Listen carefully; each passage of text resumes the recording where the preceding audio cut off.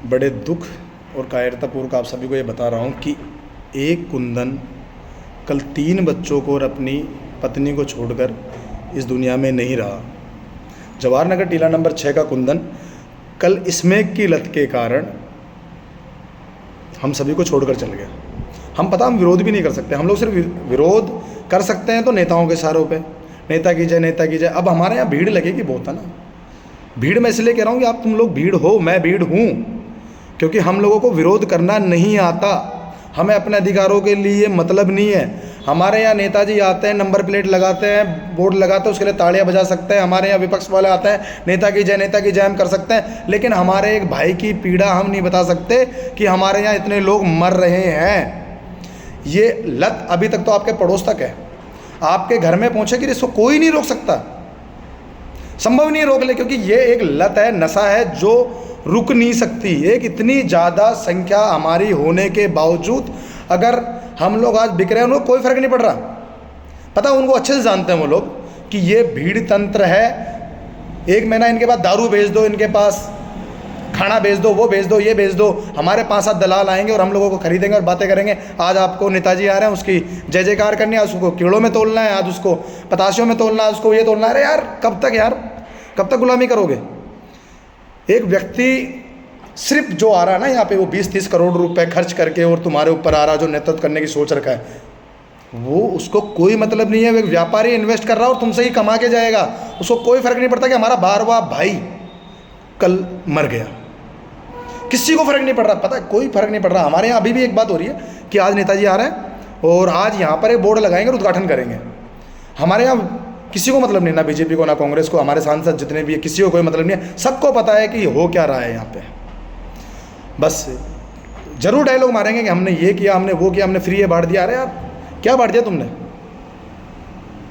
हमारे भाई तड़प तड़प के मर रहे हैं, नशे की लत के कारण मर रहे हैं, बेचने वाले के कोई फर्क नहीं पड़ रहा। अब उसके बावजूद भी अगर हम जय जयकार कर रहे हैं तो हमें शर्म आनी चाहिए, हमें डूब मरना चाहिए।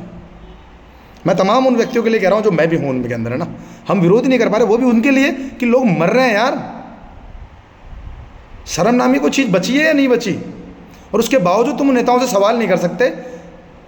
अरे वो व्यापारी है, वो तुम्हारी पीड़ा नहीं समझेंगे, उनके कोई फर्क नहीं पड़ता। उनकी औलादे सबकी सेटल है, बहुत वेल सेटल है ना, किसी की विदेश में पढ़ती है, किसी का व्यापार सेट है, और उनके दूर दूर तक ये चीज़ें नहीं है किसी को कोई स्मैक लेता हो या वो लेता हो। पर हाँ तुम्हारे यहाँ बिक्री है और तुम्हारे यहाँ लोग लेते हैं, और रोड पे पड़े, ऑटो में पड़े, गलियों में पड़े, पार्कों में पड़े लोग ले रहे हैं, और ये सभी को पता है।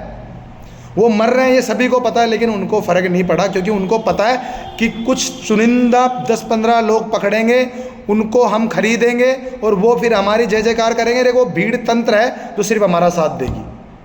अगर मेरे भाई आप अपने बच्चों को बचाना चाहते हो कि फिर कोई कुंदन की तरह ना मर जाए, कोई हरी की तरह ना मर जाए, कोई मोनू की तरह ना मर जाए, कोई ऋतिक की तरह ना मर जाए, तो इनसे जवाब लेना सीख लो। अब ये तुम्हारे घर पे आएंगे, वोट मांगने पक्का आएंगे। हर बारी में ये सवाल पूछ लो कि जब हमारे युवा मर रहे थे, जब हमारे भाई मर रहे थे, जब हमारे बेटे मर रहे थे, तो आप लोग कहाँ थे? आज क्यों आए हो हमारे यहाँ पे?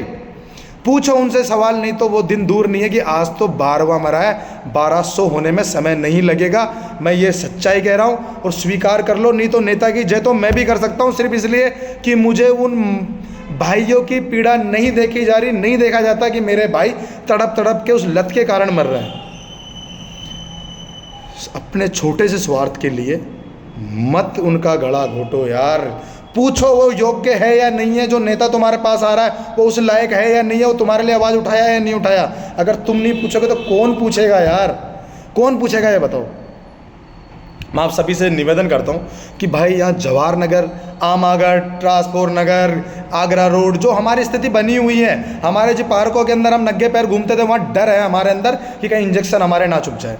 एक कोनों में पड़े वो बच्चे हमें दिखाई देते हैं कि एक कोने में खड़ा हुआ है और वो अपने इंजेक्शन लगा रहा है। मतलब ये स्थिति हमारे यहाँ सामने हो गई कि लगभग सैकड़ों लड़के बाथरूम में पड़े, ऑटो में पड़े, रोड पे पड़े, पार्क में पड़े, लेकिन हम देख के और अंधे हो रहे हैं। मत धृतराज बनो भाई, अपनी औलाद का नंबर आ जाएगा, बात मान लो, पूछ लो उनसे सवाल। बाकी आप सभी समझदार हो, मैं आपसे एक ही निवेदन करूंगा कि भाई इस लड़ाई में मेरा साथ दो। आप मेरा और कहीं साथ दो या नहीं दो, मैं अगर वोट लेने भी आऊँगा तो दो, आपके जी करता है कि हाँ लगता है आपको देना चाहिए तो दो। उस काबिल नहीं हो, अगर उस काबिल होता तो मतलब नहीं कि नशा बेचने वाला एक भी हरामजादा रह जाता।